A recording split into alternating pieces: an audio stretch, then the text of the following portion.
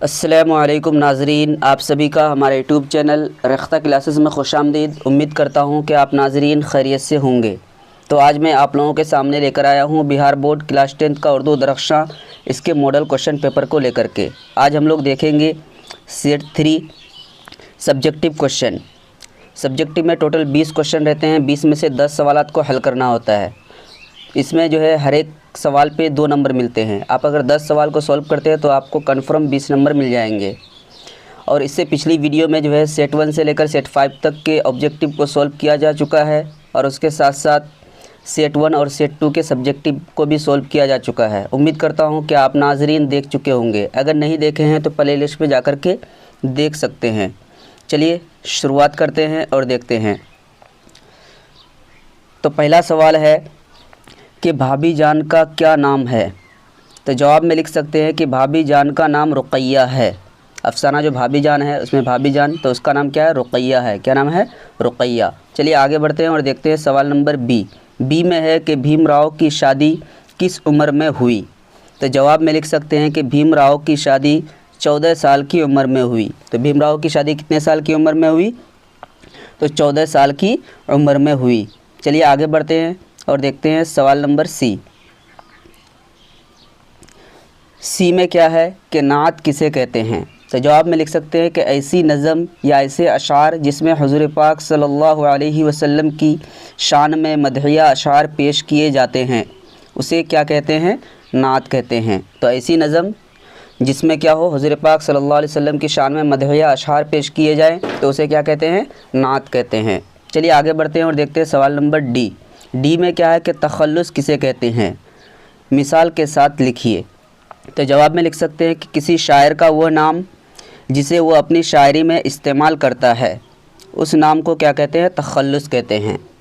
तो कोई भी शायर हो, शायर जो है अपना एक छोटा सा नाम शायरी में इस्तेमाल करता है जिसे क्या कहते हैं? उस नाम को क्या कहते हैं? तखल्लुस कहते हैं।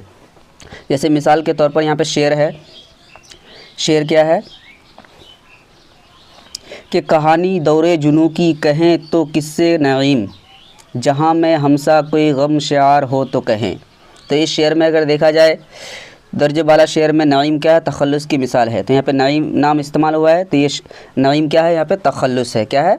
तखल्लुस है। चलिए आगे बढ़ते हैं और देखते हैं सवाल नंबर ई में क्या है कि राजेंद्र सिंह बेदी का यौम पैदाइश क्या है, यानी उनकी तारीख़ पैदाइश क्या है। तो जवाब में लिख सकते हैं कि राजेंद्र सिंह बेदी की यौम पैदाइश 1 सितंबर 1915 है। तो राजेंद्र सिंह बेदी कब पैदा हुए? 1 सितंबर 1915 ईस्वी को पैदा हुए। चलिए आगे बढ़ते हैं और देखते हैं एफ़ नंबर क्वेश्चन। एफ़ में क्या है कि नज़ीर अहमद के किसी 2 नावल का नाम लिखिए। तो जवाब में लिख सकते हैं कि नज़ीर अहमद के 2 नावल का नाम तौबतुन नसूह और इब्नुल वक्त है। याद रखना है, नज़ीर अहमद के 2 नावल का नाम तौबतुन नसूह और इब्नुल वक्त है। तौबतुन नसूह और इब्नुल वक्त है।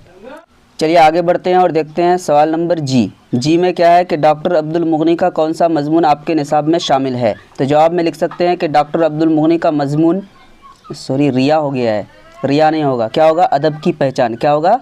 अदब की पहचान। कौन सा मजमून? अदब की पहचान। तो डॉक्टर अब्दुल मुगनी के कौन से मजमून हमारे निसाब में शामिल है? तो अदब की पहचान। याद रखना है कौन सा मजमून? अदब की पहचान हमारे निसाब में शामिल है। यहाँ पे टाइपिंग मिस्टेक हो गया, रिया तो है सर सैयद अहमद ख़ान का। चलिए आगे बढ़ते हैं और देखते हैं एच नंबर क्वेश्चन। एच में क्या है कि गालिब की परवरिश किसके ज़ेरे साया हुई। तो जवाब में लिख सकते हैं कि गालिब की परवरिश उनके चचा नसरुल्लाह बैग के ज़ेरे साया हुई। तो गालिब की परवरिश, मिर्ज़ा गालिब की परवरिश किसके ज़ेरे साया हुई थी? तो उनके चचा नसरुल्लाह बैग के ज़ेरे साया हुई थी। चलिए आगे बढ़ते हैं और देखते हैं आई नंबर क्वेश्चन। तो आई में क्या है कि फ़ियल की तारीफ़ माँ मिसाल लिखिए। फ़ियल का मतलब भर्ब यानी क्रिया। तो जवाब में लिख सकते हैं कि जिस लफ्ज़ से किसी काम के करने या होने का पता चले उस लफ्ज़ को क्या कहते हैं? फ़ियल कहते हैं। जैसे खेलना, कूदना, नहाना, धोना वगैरह। जे नंबर क्वेश्चन देखते हैं। जे में क्या है कि अंग्रेज़िया बाबू में किस तहज़ीब पर तंज़ किया गया है। तो जवाब में लिख सकते हैं अंग्रेज़िया बाबू क्या है? अफसाना है जो रोशनी बुक में है। तो अंग्रेज़िया बाबू में अंग्रेज़ी तहज़ीब पर तंज़ किया गया है। अंग्रेज़िया बाबू जो अफसाना है उसमें किस तहज़ीब पर तंज़ किया गया है? तो अंग्रेज़ी तहज़ीब पर तंज़ किया गया है।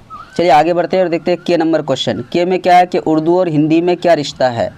तो जवाब में लिख सकते हैं कि उर्दू और हिंदी में दो भाई बहनों जैसा रिश्ता है। तो उर्दू और हिंदी का कैसा रिश्ता है, तो भाई बहनों जैसा रिश्ता है। चलिए आगे बढ़ते हैं और देखते हैं एल नंबर क्वेश्चन। एल में क्या है कि मलिक मोहम्मद जायसी का ताल्लुक़ किस ज़ुबान से है। तो जवाब में लिख सकते हैं कि मलिक मोहम्मद जायसी का ताल्लुक़ अवधी ज़ुबान से है। तो मलिक मोहम्मद जायसी का ताल्लुक़ कौन सी ज़ुबान से है, तो अवधी ज़ुबान से है।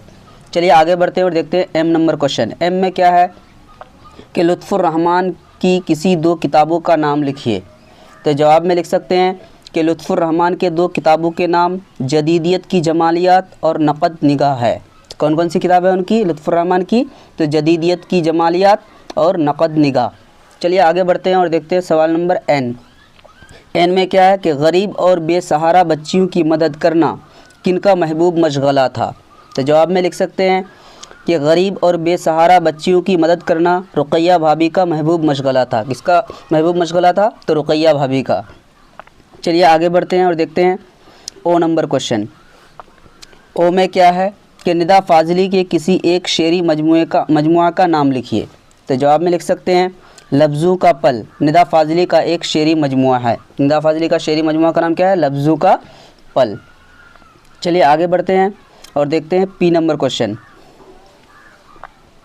पी में क्या है कि गालिब कब पैदा हुए। तो जवाब में लिख सकते हैं कि गालिब की पैदाइश 27 दिसंबर 1997 ईस्वी को हुई। तो कब गालिब पैदा हुए, तो 27 दिसंबर 1997 ईस्वी को पैदा हुए। सॉरी 1997 नहीं होगा, क्या होगा, 1897 होगा। क्या होगा, 1897 होगा। चलिए आगे बढ़ते हैं और देखते हैं क्यू नंबर क्वेश्चन। क्यू में क्या है कि आरिफ की मौत पर किसने मरसिया लिखा है। आरिफ की मौत पर किसने मरसिया लिखा है। तो जवाब में लिख सकते हैं कि आरिफ की मौत पर मिर्ज़ा गालिब ने मरसिया लिखा है। चलिए आगे बढ़ते हैं और देखते हैं आर नंबर क्वेश्चन। आर में क्या है कि नसीम के मशहूर मसनवी का नाम लिखिए। नसीम यानी दयाशंकर नसीम। तो चलिए देखते हैं नसीम के मशहूर मसनवी का नाम गुलज़ार नसीम है। नसीम के जो मशहूर मसनवी है उसका नाम क्या है, गुलज़ार नसीम है। चलिए आगे बढ़ते हैं और देखते हैं एस नंबर क्वेश्चन। तो एस में क्या है कि परवीन शाकिर के वालिद हिजरत करके कहाँ गए। तो जवाब में लिख सकते हैं कि परवीन शाकिर के वालिद हिजरत करके पाकिस्तान गए। परवीन शाकिर के वालिद हिजरत करके कहाँ गए, पाकिस्तान गए। चलिए देखते हैं टी नंबर क्वेश्चन। टी में क्या है कि इंडिया गेट कहाँ है। तो जवाब में लिख सकते हैं कि इंडिया गेट कहाँ है, दिल्ली में है। तो उम्मीद करता हूँ कि आप नाज़रीन को वीडियो ज़रूर अच्छा लगा होगा। आप लोगों को अगर वीडियो अच्छा लगा तो आप लोग हमारे चैनल को सब्सक्राइब करें और घंटी के आइकन को इनेबल कर दें। और अगर लगता है कि ये वीडियो किसी और के लिए भी फ़ायदेमंद साबित हो सकता है तो उसे भी शेयर करें। नेक्स्ट वीडियो में इंशाअल्लाह सेट 4 के सब्जेक्टिव को देखेंगे। आज के लिए इतना ही। अस्सलामु अलैकुम।